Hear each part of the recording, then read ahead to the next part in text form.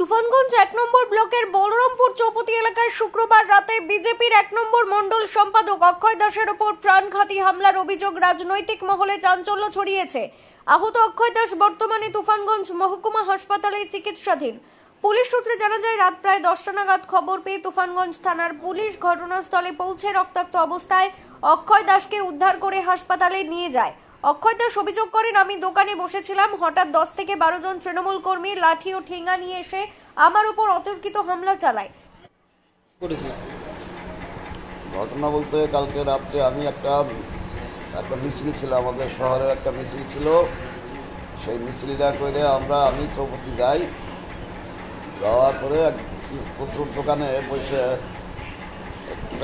Rest নিয়ে তখন বাড়ি থেকে দোকান থেকে বেরিয়েছি, বেরিয়ে সাইকেল নিয়ে আমি রাস্তাতে যাচ্ছি।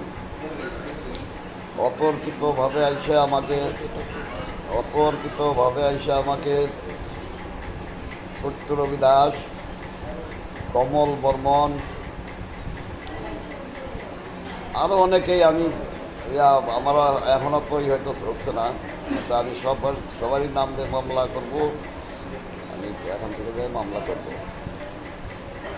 এটা কোন পার্টির লোক? তৃণমূল কংগ্রেসের। কোথায় ঘটনাটা কোথায় ঘটে? বলরামপুর চৌপতিতে। কি দিয়ে মারধর করে আপনাকে?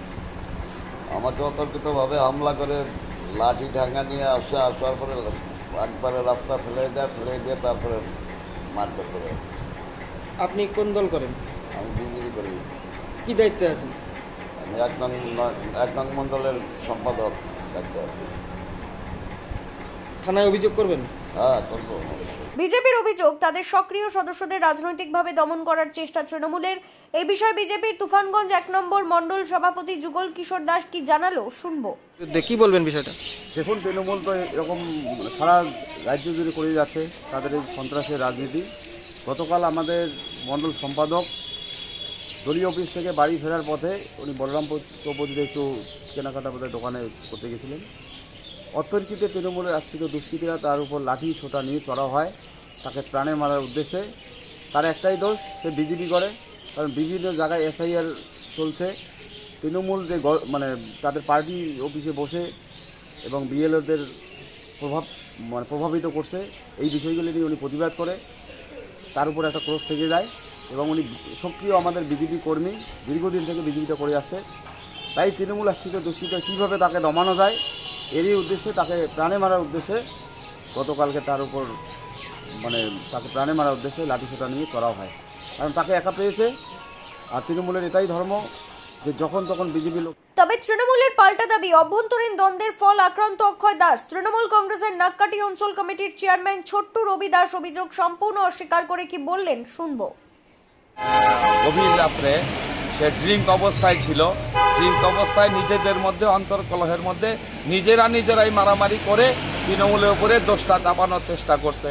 কেননা তৃণমূল কংগ্রেস এমন একটা জায়গায় দাঁড়িয়ে আছে, এমন একটা শক্তিশালী দল, সেখানে কেন ওদের মারধর করতে যাবে, ওদের পিছনে কেন লাগতে যাবে? ওদের পায়ের তলায় মাটি নেই, এর জন্য কুৎসা করছে, তৃণমূল কংগ্রেসের উপর দায় চাপানোর চেষ্টা করছে। ঘটনার পর থেকেই বলরামপুর চৌপতি ও আশপাশের এলাকায় উত্তেজনা ছড়িয়ে পড়েছে। পুলিশ এলাকায় টহল বাড়িয়েছে এবং ঘটনার তদন্ত শুরু করেছে। স্থানীয় রাজনৈতিক পর্যবেক্ষকরা মনে করছেন, আসন্ন নির্বাচনের আগে এই হামলা দুই দলের মধ্যে ক্রমবর্ধমান উত্তেজনারই ইঙ্গিত দিচ্ছে। Bureau news, ABN 24x7, Cooch Behar.